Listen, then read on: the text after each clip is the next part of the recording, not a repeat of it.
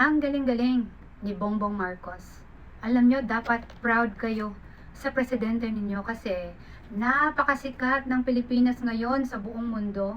Imagine mo, aling bansa pa ba yung nag-headline dahil lang sa basura? Yung iba nga, ikinahihiya yung basura. Pero Pilipinas, headline, basura.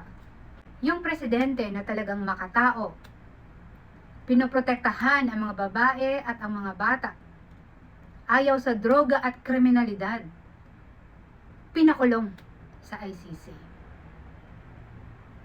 Etong presidente ngayon, si Bongbong Marcos, aba, bumaha na lahat-lahat, stuffed toy pa rin ang binigay.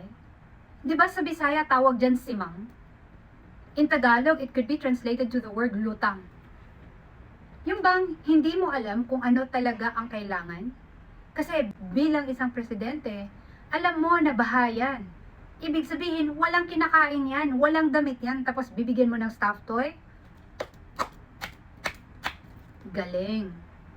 Proud na kayo, di ba? Mahalin nyo ang presidente nyo kasi talagang lutang na lutang. Kung yung nagmamahal nga sa Pilipinas, ipinakulong nyo sa ICC.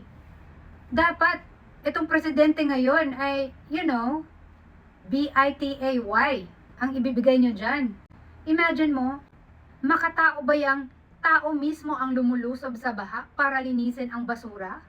Habang milyon-milyon ang budget para sa flood control project? Meron akong kakilala na nagtatrabaho sa gobyerno. Sabi nila, eto mga naglilinis, nagwawalis, hindi kaya yung mga kumukuha ng basura sa mga kanal or sa mga ilog, kapag walang tamang sistema, hindi mo naman kasi alam kung gaano nakalalim yung kinuha nila na basura. Pwede namang walis-walis lang sila, tapos na. Pero yung pera, naibigay na sa mga tao. Ngayon, bagyo, ulan, anong nangyayari? Nagiging ilog ng basura ang Pilipinas. Dito mo malalaman ang katotohanan. Kitang-kita ang ilog ng ebidensya na yung dapat sana ginagamit na pera para sa isang napaka-advanced na teknolohiya o di kaya makinarya para linisin yung mga dapat linisin para hindi bumaha, saan na napunta yung pera? Sa maleta. Yung isang kakilala ko nga sabi, bakit galit na galit ako sa mga video ko? Kung hindi ka nagagalit sa nangyayari sa Pilipinas, ewan ko na lang sa'yo. Nung nakita ko pa lang sa news, yung mga kababayan natin na lumulusob sa baha para kunin lang yung basura, nasasaktan na ako eh. Kasi hindi dapat ganyan yung ginagawa sa mga tao. Mahirap na nga, pinapahirapan mo pa, tinatanggalan mo pa ng dangal. Anong klaseng politiko ka? Anong klaseng barangay captain ka? Anong klaseng mayor ka? Yung mga taga-Sikihor dyan, tumulong naman kayo.